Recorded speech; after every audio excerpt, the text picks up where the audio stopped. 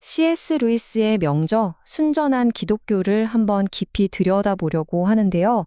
이 책에 담긴 여러 비유들을 통해서 우리 삶의 아주 근본적인 질문들을 함께 고민해 보는 시간을 갖겠습니다. 이 책에서 정말 인상 깊었던 구절이 하나 있는데요. 바로 이 부분입니다.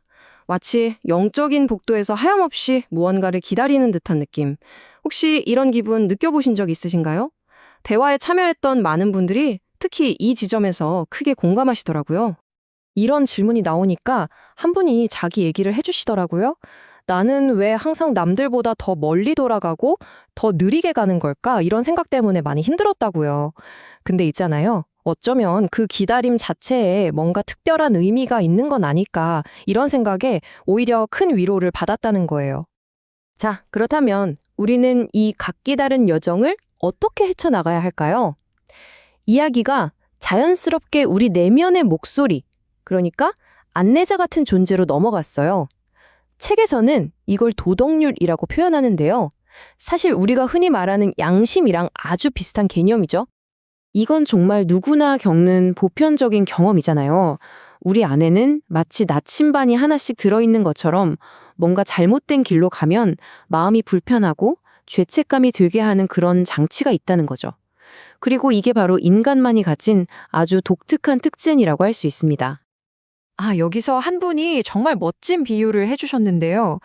우리의 여러 본능들 있잖아요. 뭐 살아남으려는 본능, 다른 사람에게 공감하는 마음, 욕망, 야망, 이런 것들이 다 오케스트라의 각기 다른 악기 같다는 거예요. 저마다 다른 소리를 내는 거죠. 책에서는 이걸 또 피아노 건반에 비유하기도 해요. 그러니까 이 본능 하나하나가 좋다, 나쁘다 이렇게 딱 잘라 말할 게 아니라는 거죠. 그냥 아름다운 음악을 만드는 데 필요한 각각의 음표들일 뿐이라는 거예요. 근데 마침 그 자리에 진짜 오케스트라 단원이었던 분이 계셨거든요. 그분이 여기서 딱 핵심을 찌르는 질문을 던지시는 거예요. 지휘자가 없는데 이 많은 악기들이 어떻게 자기들끼리 조화롭게 연주를 하겠어요?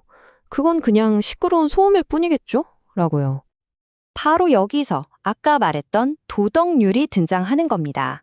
이 도덕률이 바로 우리 내면의 오케스트라를 이끄는 지휘자고 또 우리가 따라야 할 악보인 셈이죠. 우리가 가끔 음정을 틀리고 박자를 놓치더라도 계속해서 약보를 보면서 제대로 연주하려고 노력하는 것처럼요. 자, 그런데 이렇게 완벽한 기준, 즉 절대선이라는 게 있다고 생각하면 아주 심각하고 깊은 딜레마에 빠지게 됩니다. 이야기를 나누던 분들도 다들 이 부분이 좀 무섭게 느껴지지만 동시에 꼭 짚고 넘어가야 할 지점이라고 하시더라고요. 이게 어떤 역설이냐면요. 한번 보세요. 만약에 이 세상에 절대선 같은 완벽한 기준이 아예 없다고 쳐봐요. 그럼 우리 인생은 그냥 의미 없는 거죠. 너무 허무하잖아요. 근데 반대로 그런 완벽한 기준이 존재한다고 하면 와, 우리는 매일매일 거기에 못 미치는 자신을 보면서 절망하게 되는 거예요. 이러지도 저러지도 못하는 거죠, 정말. 그런데 여기서 책이 제시하는 해답이 정말 놀라워요. 너희 연주 똑바로 해, 완벽하게 해내. 이게 아니라는 거예요. 오히려 그 지휘자가 지휘봉을 내려놓고 무대 아래로 내려와서 음정 틀리고 박자 놓치는 서툰 연주자들을 그냥 따뜻하게 안아주는 것. 그게 바로 해답이라는 거죠. 자, 이 지점에서 다시 맨 처음 이야기로 돌아가게 됩니다. 바로 그 복도에서 기다리는 시간이요. 혹시 그 기다림, 그 멀리 돌아가는 길이 우리에게 주어진 벌이 아니라 선물이라면 어떨까요? 어떻게 생각하세요? 와, 여기서 어떤 분이 진짜 딱 맞는 현대적인 비유를 해주셨는데, 우리가 쿠팡 로켓 배송에 너무 익숙해진 나머지 신앙이나 영적 성장도 로켓 배송처럼 오길 바란다는 거예요. 오늘 기도했으면 내일 새벽에는 응답이 딱 도착해야 직성에 풀리는 거죠. 근데 그건 신앙이 작동하는 방식이 아니라는 거죠. 오히려 기독교라는 종교는 기다림과 인내의 가치를 그 무엇보다 중요하게 생각한다는 족으로 이야기가 모아졌습니다. 이걸 또 자동차 경주에 비유한 분도 있었어요.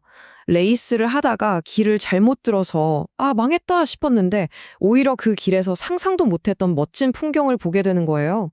결국 1등 트로피보다 훨씬 더 소중하고 값진 걸 얻게 되는 것과 같다는 거죠. 그러니까 핵심은 이겁니다. 기다림의 보상이 목적지 도착 그 자체가 아니라는 거예요. 진짜 보상은 그 기다리는 시간, 그리고 그 과정을 통해 내가 변화해가는 것, 바로 그 자체라는 겁니다. 자, 이제 마지막으로 정말 흥미로운 주제로 넘어가 볼게요. 바로 인간의 욕망에 대한 이야기인데, 와, 이건 정말 우리가 평소에 하던 생각을 180도 뒤집어 놓는 이야기였습니다. C.S. 루이스가 뭐라고 하냐면요. 우리의 문제는 욕망이 너무 커서가 아니라 오히려 너무 약해서 문제라는 거예요. 우리가 바라는 것들이 너무나 시시하고 초라하다는 거죠. 정말 충격적이지 않나요? 이 비유가 정말 기가 막힌데요. 한번 상상해 보세요. 우리한테 정말 환상적인 바닷가에서의 휴가가 공짜로 주어졌어요. 근데 우리는 그게 얼마나 좋은 건지 상상조차 못하고 그냥 동네 구석에서 흙장난이나 하면서 아, 이게 최고야 하고 있는 어린아이 같다는 겁니다. 진짜 어마어마한 기쁨이 우리를 기다리는데 말이죠. 그럼 대체 그 바닷가에서의 휴가가 뭔지 우리가 어떻게 알 수 있을까요? 상상력을 어떻게 키울 수 있을까요? 여기서 재밌는 얘기가 나왔는데 바로 이야기의 힘이라는 겁니다. 나니아 연대기나 반지의 제왕 같은 판타지, 아니면 요즘 마블 영화 같은 것들 있잖아요?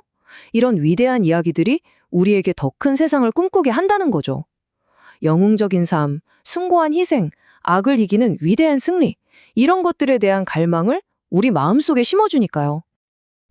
그래서 이 모든 이야기는 결국 우리 각자에게 이런 마지막 질문을 던지는 것 같아요.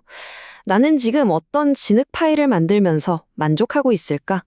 그리고 그 너머에 나를 기다리는 저 광활한 바닷가에서의 휴가는 과연 어떤 모습일까? 우리가 고개만 살짝 들어본다면 과연 어떤 위대한 현실과 놀라운 모험이 우리 눈앞에 펼쳐질까요?